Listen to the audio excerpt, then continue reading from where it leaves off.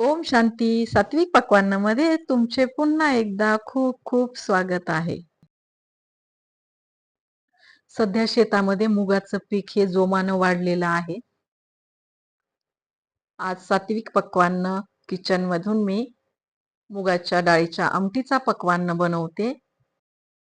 मुगाच्या हिरव्या शेंगा आज बाजारामध्ये विकायला खूप येत आहेत.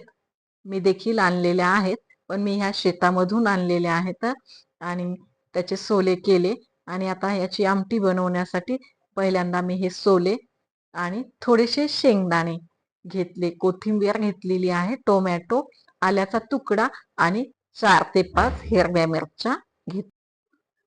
हे सात्विक पक्वान्न आहे. इथे बिना कांदा लसणाचं भोजन बनतं, त्यामुळं यामध्ये मी लसण घातलेला नाही. तुम्हाला इच्छा असल्यास, खात असल्यास तुम्ही लसण देखील घालू शकता. आता मी कढईमध्ये सुरुवातीला शेंगदाणे घालून भाजून घेते. शेंगदाणे थोडेसे भाजत आले की त्यामध्ये मूग घालून घेतलेले आहेत. हे मूग देखील चांगले आपल्याला भाजून घ्यायचे, म्हणजे त्याचा कच्चेपणा जातो. आमटी देखील खमंग होते. मुगाचे सोले आणि शेंगदाणे भाजत आले की त्याच मध्ये मी मिरच्या भाजून घेते आणि आता हे भाजून झालं की हे थंड होण्यासाठी बाजूला ठेवून द्यायचं. आणि आता जो टोमॅटो घेतलेला आहे तो मी चिरून घेते. या ठिकाणी पाहत आहात तुम्ही की या आमटीला मी काहीही कुठलाही मसाला जास्त घेतलेला नाहीये. एकदम साध्या पद्धतीने ही आमटी बनवते. माझ्या सहित सगळ्या कुटुंबाला माझ्या रानमेवा रानभाज्या खूप आवडतात, म्हणून आमच्याकडे नेहमीच रानभाज्या ह्या शोधून शेतात जाऊन आणून केल्या जातात. आणि कुठलीही भाजी आणली की माझी आई म्हणते की ही आम्ही अशा पद्धतीने बनवत होतो, त्यामध्ये फक्त तेल, मीठ, चटणी टाकायची आणि खायचं. म्हणून ती म्हणते की कुठल्याही भाज्या साध्याच पद्धतीने बनवायच्यात. आणि सांगण्याचा उद्देश हा की अजूनही तिची तब्येत इतकी ठणठणीत आहे, तिचे दात सुद्धा इतके मजबूत आहेत. तिचं वय जवळजवळ 85 वर्ष असेल, पण तिचा स्टॅमिना माझ्यापेक्षाही अजून जास्त आहे.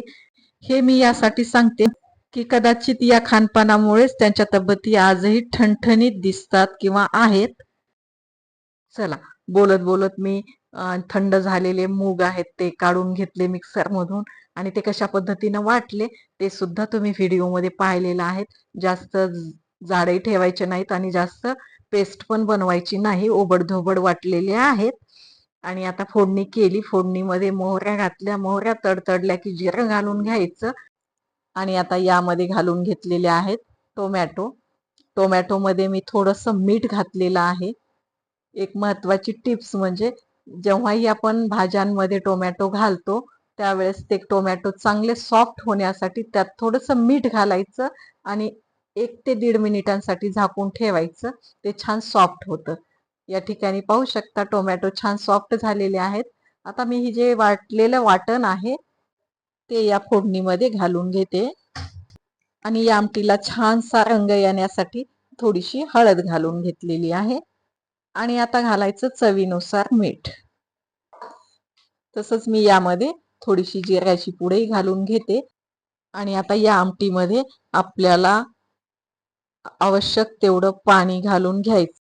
ज्या भांड्यामध्ये मी हे वाटण वाटलेलं आहे ते मिक्सरचं भांडं धुवून मी यामध्ये पाणी घालते. मला आमटी बनवायची असल्यामुळं मी याला थोडंसं पातळच ठेवेल. समजा या सोल्यांचं तुम्हाला घट्ट पिठलं बनवायचं असल्यास कढईमध्ये दिसतं तेवढंच पाणी घालायचं, एखादा ग्लास, एवढ्या सोल्यांसाठी, आणि ते चांगलं शिजू द्यायचं. शिजल्या जाईल आणि शिजल्यास ते मोकळं होऊन जाईल. मी या ठिकाणी जास्त पाणी घालते, आमटी बनवते यामुळं. आणि आता 5 ते 6 मिनिटं याला चांगलं शिजवायचं. चांगली उकळी आली की हे चांगलं शिजलं म्हणून समजायचं. आणि मी या आमटीला उकळत असताना माझा कॅमेरा बंद होता, त्यामुळे तो शॉट यात आलेला नाहीये.